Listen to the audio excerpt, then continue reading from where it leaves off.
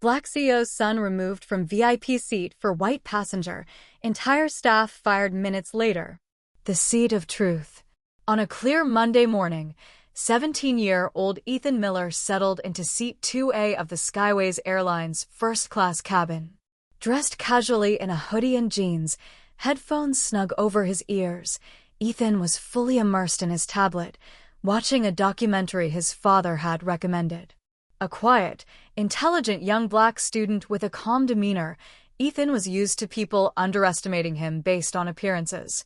His father, David Miller, the renowned tech magnate and CEO of Miller Global Technologies, had always instilled in him a sense of self-worth rooted in integrity, not clothing or status. As the boarding continued, a white woman in a tailored ivory pants suit approached, pausing with a scowl at Ethan. Behind her, Jessica Hayes, a senior flight attendant, walked briskly, her forced smile barely masking condescension. "It seems there's been a mix-up, young man," Jessica said, her tone overly sweet. "We need you to move so this seat can be reserved for our VIP guest, Mrs. Karen Davis." Ethan blinked, confused. "I think there's a misunderstanding. This is Seat 2A. It's on my ticket." Karen Davis, standing just behind Jessica, let out a soft, scoffing laugh. "I always sit here. It's practically my seat every week." Jessica's smile waned as she looked Ethan up and down. "First-class seats are typically for our elite customers. I'm afraid you may have misunderstood the boarding assignment." Ethan calmly removed his headphones and handed her the boarding pass. Jessica examined it, her expression tightening when she saw his name printed clearly, Ethan Miller. Her brows furrowed, but she remained silent for a moment. Karen, impatient, chimed in. "Jessica, you know me. I shouldn't have to explain why this is unacceptable." "Of course, Mrs. Davis," Jessica said, turning to Ethan. "Would you mind moving to another seat, just for this flight? It would really help us accommodate one of our long-standing VIPs. Ethan looked around, noticing several passengers watching curiously, some already recording. He spoke politely but firmly. "I'm sorry, but this is my seat. My father booked it for me, and I have every right to be here." Jessica's tone hardened. "First-class tickets are quite expensive, young man. Are you sure your ticket was purchased properly?" "Yes," Ethan answered, his voice steady.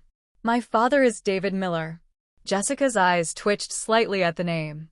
Karen, however, seemed unfazed. "Jessica, if this isn't resolved, I will speak to your supervisors," Karen hissed quietly. Jessica glanced nervously at the growing number of phones pointed their way. A moment later, Trevor Adams, the flight supervisor, arrived. "What's the problem here?" Jessica quickly whispered an explanation. Trevor's eyes narrowed as he stepped closer to Ethan. "We can settle this quickly. Just move to another seat.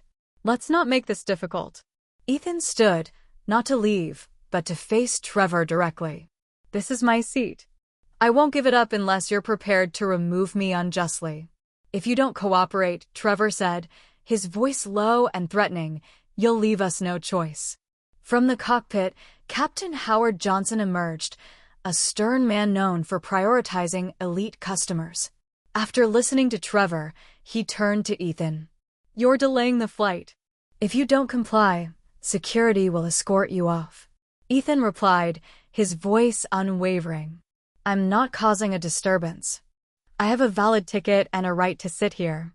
Moments later, 2 security officers arrived. The cabin fell into complete silence. Ethan gathered his belongings, keeping his chin high, as he walked past the trio, Trevor, Jessica, and Karen, without a word. Outside, a crowd of waiting passengers and observers murmured and filmed as Ethan was escorted away.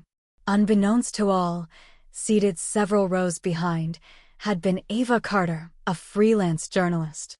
Ava had recorded everything, the disrespect, the bribe Karen subtly slipped into Jessica's hand, and the quiet dignity with which Ethan held his ground. By the time Ethan stepped off the plane, Ava was already editing the footage. Within minutes, she posted a short clip titled, "Young Black Student Kicked Off First-Class Seat for VIP Bribe." The video exploded online. Back in his corporate boardroom, David Miller received the video from a colleague. The moment he watched the footage, his heart sank, then burned with fury. He ended the board meeting with one sentence: "This ends now." At Skyways Airlines headquarters, CEO Jonathan White watched as the scandal unfolded in real time. When a trembling assistant whispered, "Sir, Ethan Miller is David Miller's son," White turned pale. Miller Global held the largest private investment stake in Skyways. An emergency board meeting was called. Decisions were swift. Jessica Hayes, Trevor Adams, and Captain Howard Johnson were suspended immediately. Karen Davis was permanently banned. But the damage was done. Stock prices plummeted. News outlets worldwide covered the story. That night, David Miller issued a public statement. Miller Global was terminating all partnerships with Skyways Airlines and pulling all investments. The financial collapse was immediate. But David didn't stop there. He demanded a 48-hour suspension of all Skyways flights for mandatory anti-bias and ethics training. White had no choice but to comply. The company bled millions. But the real transformation had just begun. Inside the airline, employees underwent grueling sessions led by third-party ethics experts. Videos of Ethan's mistreatment were played. Tears were shed. Silence replaced denial. 2 days later, Ethan was invited to speak before the entire company. He stepped up to the podium and, with remarkable composure, recounted the events, not with bitterness, but with hope. "I forgive you," he said, "but forgiveness doesn't erase the need for change." The audience erupted into emotional applause. Even Jonathan White stood and bowed his head in shame. Meanwhile, Ava's viral video was nominated for a National Journalism Award. She declined praise, saying, "The story belongs to Ethan. I just helped amplify his voice." Months later, Skyways Airlines became a case study in corporate reform. Other companies followed suit. Industry-wide training programs emerged, inspired by one young man's courage. And Ethan Miller, once quietly removed from C2A, was now standing on stages across the country, sharing a message that resonated beyond any cabin or corporate suite. True justice isn't about revenge. It's about recognition, correction, and the courage to change. In the years that followed, Skyways Airlines not only recovered financially, but also became a model of corporate responsibility. They implemented a zero-tolerance policy for discrimination and established a diversity and inclusion council that involved employees at all levels. Ethan Miller, now a young adult, continued to advocate for social justice, using his platform to promote understanding and empathy. The incident, though painful, ultimately led to a significant shift in corporate culture and a renewed commitment to equality. The story of Ethan Miller's unjust removal from his seat became a powerful symbol of how one act of courage can spark a movement for lasting change.